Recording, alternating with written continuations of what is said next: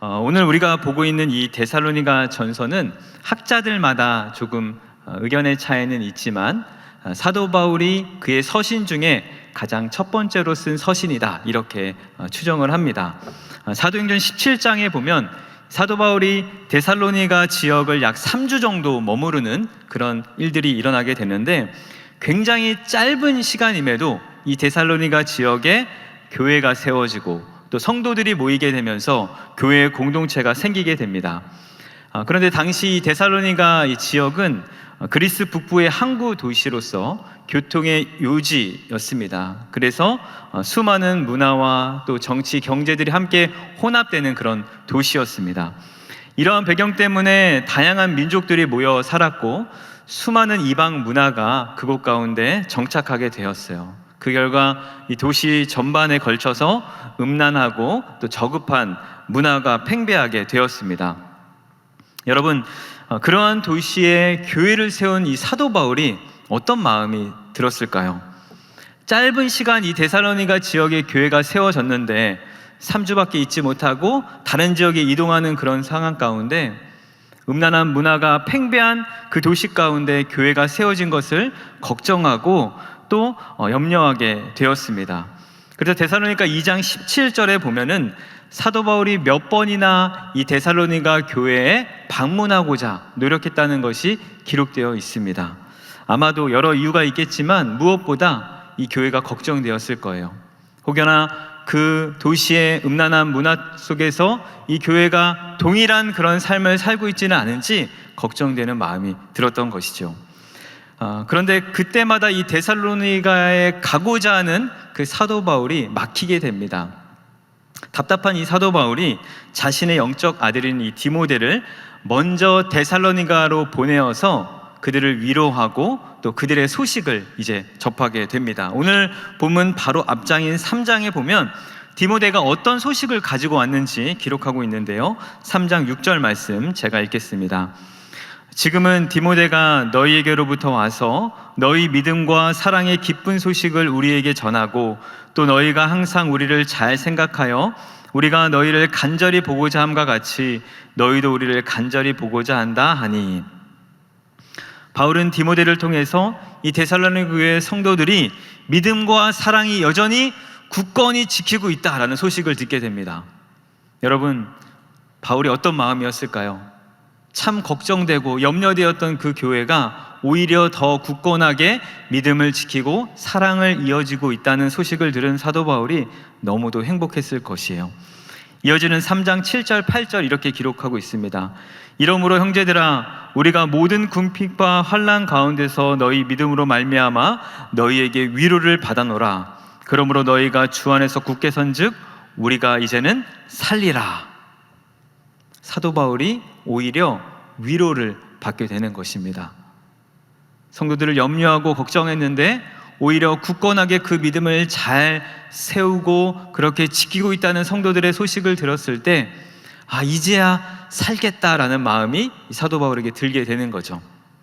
사랑하는 여러분, 우리도 오랜만에 우리 귀한 가족들, 우리 목장 식구들을 만나게 되었습니다. 여러분, 어떤 마음이 드십니까? 오랜만에 만나 여러 이야기들, 소식을 들을 때 여러분은 어떤 위로를 받고 계십니까? 그들이 믿음을 지켜 이 방학 기간을 잘 마무리하고 함께 이 귀한 예배에 나와 하나님께 영광 올려드리는 이 이야기들을 우리가 함께 나눌 때 우리가 위로를 받고 격려를 받게 되는 거죠. 바로 이러한 것이 교회의 모습입니다. 저도 목회자로서 참 우리 성도들이 여러 생활 가운데 행복한 삶, 기쁨의 삶, 그렇게 믿음을 잘 지키고 있다는 소식을 들을 때 그 무엇보다 행복한 마음이 들게 되는 것입니다.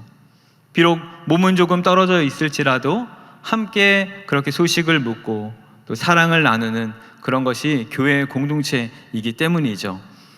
이번 한 주 더 그런 소식들을 함께 나누면서 함께 위로받고 또 격려받는 우리 귀한 남서울 모든 성도님들 되시기를 주님의 이름으로 축복합니다. 그렇게 서로 은혜의 이야기를 나누면서 사랑의 교제를 하는 우리 모두에게 오늘 사도 바울이 무엇을 하기를 요청하고 있습니까? 오늘 읽은 본문의 시작이 그러므로라는 단어로 시작하고 있습니다. 사도 바울은 앞장에서 이 데살로니가 교회 성도들의 신앙을 격려했어요. 그리고 이제 이 4장부터는 실질적으로 어떻게 살아야 하는지 그 삶에 대해서 알려주고 있는 거죠. 그러므로라는 단어를 통해서 너희가 이제 이렇게 살아야 한다라고 말해주고 있는 것입니다. 사랑하는 여러분, 신앙은 절대로 교리로 끝나서는 안 됩니다. 삶의 변화로 나아가야 하는 거예요. 하나님의 부르심을 받은 구원받은 성도들이 아는 것으로 끝나지 않고 그것을 살아내므로 하나님이 원하시는 아름다운 삶의 모습을 보여주는 것은 너무나도 중요한 주제입니다. 그런데 여러분, 대부분의 세상의 관심이 무엇입니까? 어떻게 하면 성공할 수 있을까? 어떻게 하면 돈을 많이 벌까? 어떻게 하면 우리 자녀들이 좋은 대학을 갈까? 세상적인 관심에 집중되어 있습니다. 그러나 구원받은 백성들은 달라야 하는 거죠. 오늘 1절의 고백처럼 어떻게 하면 하나님을 기쁘시게 하는 삶을 살 수 있을까?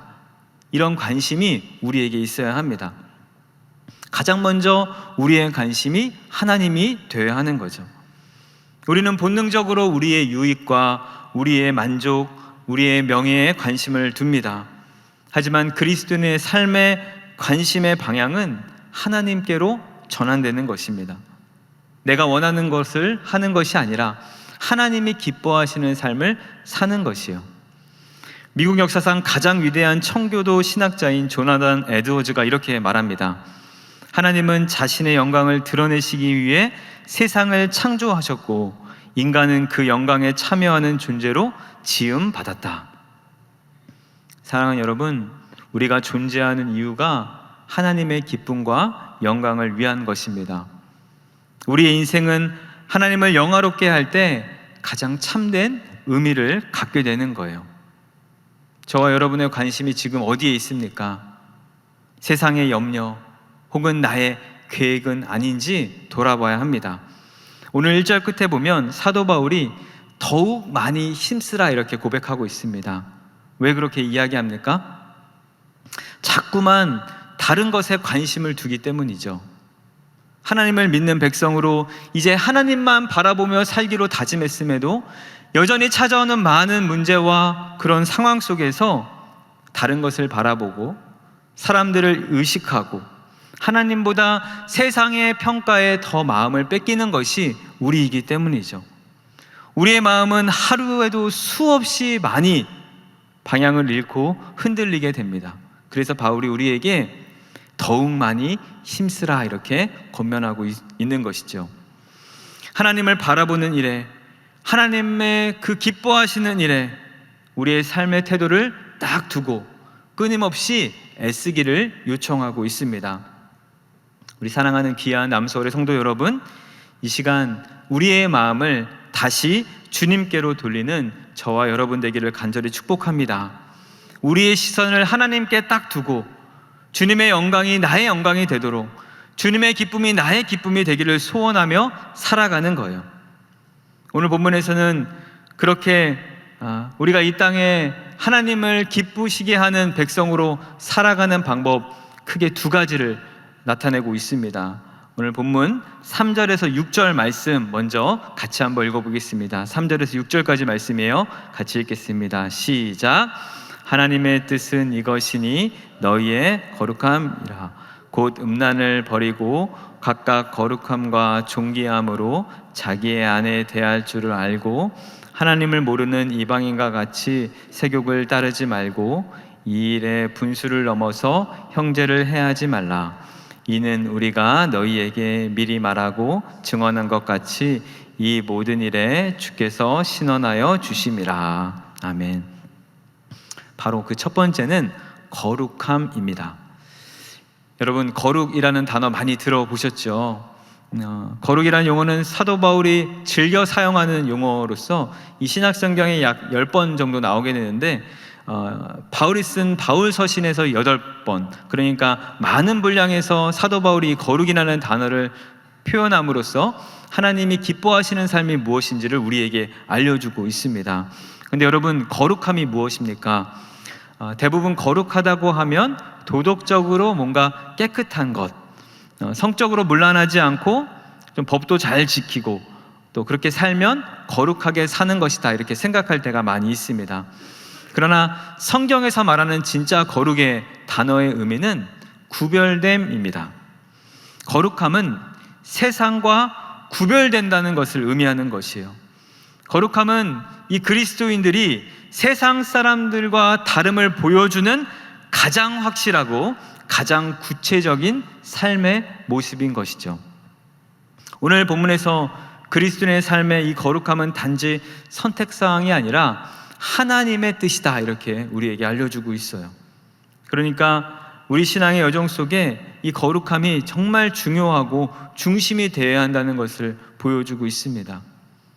거룩하다는 것은 하나님과의 관계의 반영이기 때문이에요. 거룩한 삶은 단순히 세상과 다른 삶을 살기 위한 모습이 아니라 하나님과 친밀한 관계 속에서 나오는 자연스러운 열매입니다. 우리 주님께서 내가 거룩하니 너희도 거룩하라 라고 말씀하여 주셨어요. 예수님께서도 거룩함이 없이는 아무도 주를 보지 못한다 라고 말씀하여 주셨습니다. 오늘 사도 바울은 어떻게 그 거룩함을 지켜야 하는지를 자세히 설명하고 있는데, 우리가 읽었던 3절에 보니까 구체적으로 음란을 버리고 각각 거룩함과 존귀함으로 자기를 잘 지키는 것이다 라고 표현하고 있습니다. 당시 헬라 로마식 사회 속에서는 이 음란이 아주 일상화된 사회였습니다. 종교 의식 속에서도 성적 타락이 결합되어 있었습니다. 성적인 행위가 아무렇지도 않은 그런 시대가 당시 시대였어요. 그러나 사도 바울은 어떻게 하기를 요청하고 있습니까? 그렇게 당연시되고 있는 사회 속에 그리스도인은 다른 삶을 살아야 한다. 모두 다 괜찮다고 이야기하는 그런 성적인 타락이 가득한 시대 속에 너희는 그렇게 살면 안 된다. 구별되어 살아야 한다라고 요청하고 있는 거죠. 사랑하는 여러분, 거룩함은 단순한 도덕적 청결을 넘어서서 세상과 구별된 삶을 의미합니다.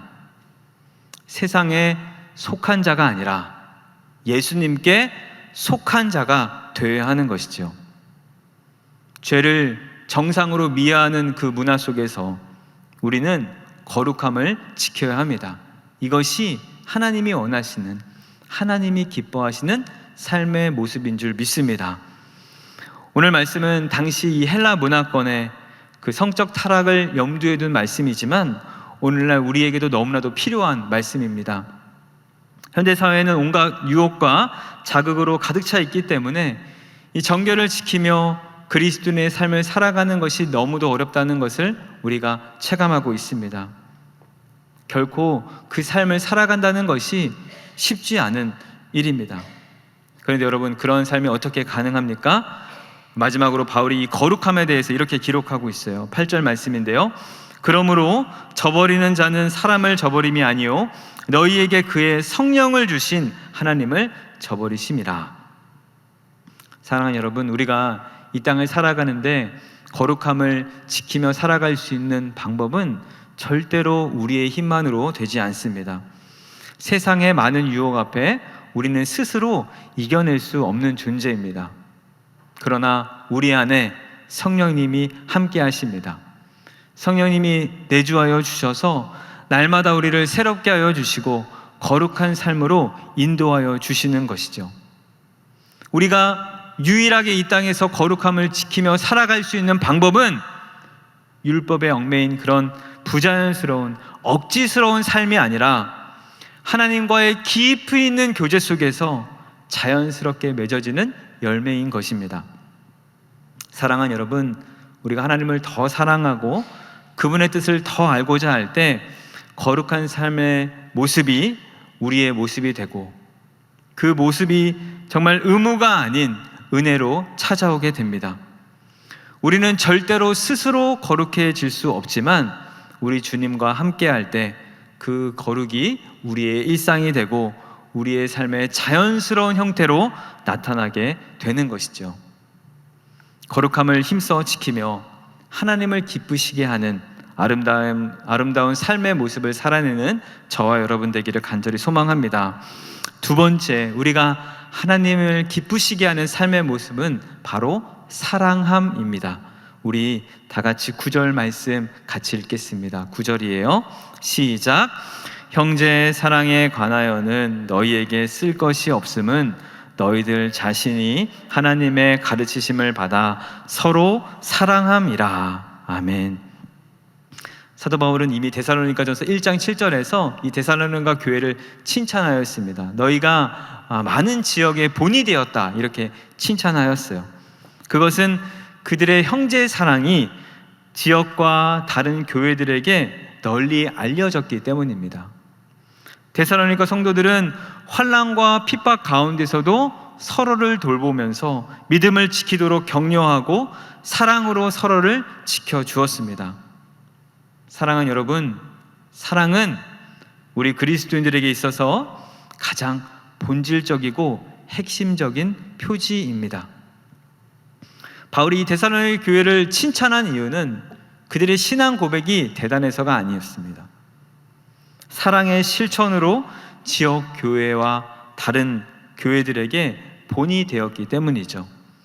그들이 보여준 사랑은 단순히 그냥 감정적인 호감이나 친근감이 아니었습니다. 행동으로 직접 나타내는 사랑의 모습이었어요. 환난과 핍박 가운데 서로를 돌아보고 사랑으로 챙겨주고 경제적, 정서적인 부담을 함께 나누며 믿음을 지키도록 서로 격려하는 모습, 그 모습이 데살로니가 교회의 모습이었습니다. 사랑하는 여러분, 오늘 이 땅을 살아가는 우리도 그러한 사랑을 나눠주어야 할 줄 믿습니다. 형제 자매에 대한 그 사랑을 감정의 차원에서 머물지 않고 구체적으로 또는 행동으로 보여줘야 하는 거예요. 누군가 어려움을 겪고 있다는 이야기를 들었을 때 직접 찾아가 위로하여 주고, 물질적인 도움이 좀 필요하다면 또 나누어 주고, 낙심한 자를 세워주는 것이 바로 그리스도인 교회의 모습입니다. 지난주 사경회 동안 우리 한규삼 목사님을 통해서 참 귀한 말씀 들었습니다. 저도 참 많은 감동과 은혜를 누렸는데, 첫 번째 첫날에 기쁨에 대한 주제를 가지고 설교해 주실 때 하나님이 주시는 기쁨은 그 어떤 것도 상쇄할 수 없는 그런 기쁨이다, 이렇게 말씀해 주셨어요. 저도 참 그런 기쁨을 누리며 살아가고 있는가 이렇게 생각해 보는 시간이었는데, 오늘 말씀을 제가 묵상하면서 하나님이 우리에게 주시는 사랑은 무엇인가, 내가 과연 정말 이 데살로니가 교회 사람들처럼 누군가를 진심을 다해 사랑하고 있는가, 이렇게 돌아보게 되었습니다. 사랑하는 여러분, 우리 주님이 주신 기쁨이 그 어떤 것도 상쇄할 수 없는 기쁨이라면, 우리 주님이 우리에게 허락하신 사랑은 우리 안에 가둘 수 없는 사랑입니다. 도저히 형용할 수 없는 놀라운 사랑을 받은 자이기 때문이에요. 그 사랑을 받은 자이기 때문에 우리도 누구를 기꺼이 사랑할 수 있게 되는 것입니다. 사랑하는 여러분, 혹여나 도저히 사랑할 수 없는 자가 옆에 계십니까? 가까이에는 가족이 될 수 있고, 또 교회 안에 지체가 될 수 있고, 또 직장 안에 누군가가 될 수 있을 것입니다. 그러나 여러분, 반드시 기억하시기 바랍니다. 우리가 누군가를 사랑할 때 절대로 우리의 힘으로 사랑할 수 없습니다. 주님이 먼저 우리를 사랑하셨기 때문에 그 사랑으로 누군가를 사랑할 수 있게 되는 것이죠. 사랑은 그냥 감정이 아니라 주님을 붙잡을 때, 주님의 그 사랑을 기억할 때 흘러나오는 순종의 열매입니다. 우리 사랑하는 남서울 가족 모두가 주님 때문에 서로를 기꺼이 사랑하며, 사랑할 수 없는 그 누군가를 만날 때에도 주님 덕분에 사랑할 수 있는 그런 사랑이 넘치는 귀한 교회 되기를 간절히 소망합니다. 오늘 본문 마지막에 이렇게 우리에게 기록하고 있어요. 11절인데요. 또 너희에게 명한 것 같이 조용히 자기 일을 하고 너의 손으로 일하기를 힘쓰라. 오늘 이 본문 말씀이 마치 단순한 생활 지침처럼 보여지지만 이 말씀은 우리 그리스도인들이 어떠한 삶의 태도를 가져야 하는지를 보여주는 내용입니다. 바울은 데살로니가 교회 성도들에게 이 거룩함과 사랑함을 강조하면서 한 가지 더 핵심적인 가치를 우리에게 알려주는데, 그것이 바로 조용히 자기 일을 하고 자기 손으로 일하기를 힘쓰라라는 것입니다. 이것은 단순히 게으르지 말고 또 근면하라는 도덕적인 권고가 아닙니다. 이 배경에는 하나님 앞에 거룩함과 또 누군가를 사랑함을 지키기 위한 몸부림이 담겨 있습니다. 조용히 자기 일을 하라는 것은 요란하지 않고 하나님 앞에 맡겨진 일을 충실히 다할 것을 요청하고 있는 거죠. 어떤 모습입니까? 누군가에게 보이기 위해 그렇게 사는 것이 아니라 보이지 않더라도 하나님이 보고 계심을 믿고 신실하게 살아가는 것입니다. 이 세상은 주목하는 삶, 과시하는 삶을 높이 평가하지만 성경은 이 충실함 안에 참된 믿음이 있다고 이야기합니다. 하나님 앞에서 묵묵하게 또 충실히 거룩함과 이 사랑함을 지키며 살아가는 것이 참된 믿음의 모습인 것을 우리에게 말해주는 것이죠. 그리고 자기 손으로 일하라는 것은 누군가를 의존하거나 남의 것을 탓하지 않고 하나님이 주신 그 은사와 능력 안에서 성실하게 살아가기를 요청하는 것입니다. 당시 데살로니가 교회 사람들 중에서는 또 종말을 기다리면서 현실의 삶을 소홀히 하며 살아가는 자들이 있었습니다. 그러나 바울은 그리스도인들이 그렇게 기다리는 삶은 현실을 회피하는 삶이 아니라 더 성실하고 책임감 있게 살아가기를 요청하는 것이죠. 사랑하는 여러분, 우리가 이 땅을 살아가면서 거룩함과 누군가를 사랑하는 일은 하루아침에 일어나지 않습니다. 조용하게 묵묵하게 자기 일을 하면서 성실히 일하는 우리의 삶 속에 조금씩 그것이 자라나는 것이죠. 모두 자기 마음대로 하고 싶어하는 이 세상 속에서 하나님이 기뻐하시는 그 삶을 위해서 참고 포기하는 그 과정 속에 우리는 조금씩 우리 주님의 거룩하심을 배우게 되는 것입니다. 거룩은 눈에 띄게 화려하거나 특별한 삶이 아니라 하루하루를 주님을 따라가는 그 거룩한 삶을 통해서 자라나게 되는 것이죠. 사랑도 마찬가지입니다.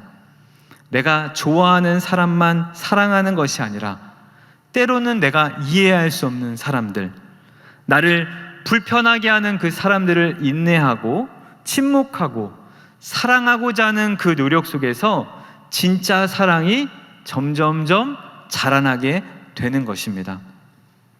사랑하는 여러분, 우리가 살아가는 이 평범한 일상 속에서 거룩과 사랑은 천천히 그리고 분명하게 반드시 자라나게 되어 있습니다. 눈에 보이지 않아도 혹은 누군가 알아주지 않아도 우리 주님이 기뻐하시는 그 삶의 모습을 우리가 신실하게 또 충실하게 지키며 살아가고자 노력할 때 우리 안에 하나님의 그 거룩하심, 하나님의 그 사랑하심이 더욱더 자라나게 될 줄 믿습니다. 세상이 주는 박수보다 하나님이 기뻐하시는 그 삶을 살아내는 사람, 눈에 띄는 그 어떠한 성과보다 묵묵하게 자기의 자리를 지키며 성실히 살아가는 사람, 바로 이 땅 가운데 하나님께 영광 올려드리는 자들입니다. 오늘도 그 걸음을 선택하시고 그 걸음을 신실하게 걸어가는 저와 여러분 되시기를 우리 구주 예수 그리스도 이름으로 축원합니다.